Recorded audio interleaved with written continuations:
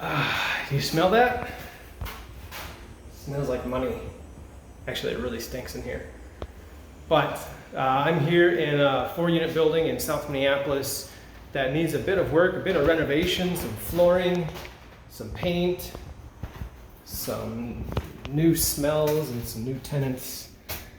I want to ask you here, what is your favorite type of real estate investing? Is it buying it yourself, owner occupying one unit, and getting really involved in all the details of, fixing up the place, renting the place, evicting tenants, all the day-to-day of the property management and leasing, etc.?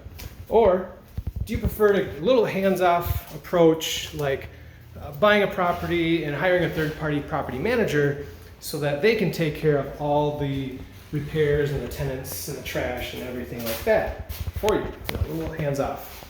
Or do you prefer an even more hands-off approach, investing in a syndication which is completely passive, and you simply put in your cash, and from there the sponsor hires the manager, hires the contractors, and takes care of all the headaches so that you don't have to. All you have to do is just deposit your proceeds on a quarterly basis or something like that.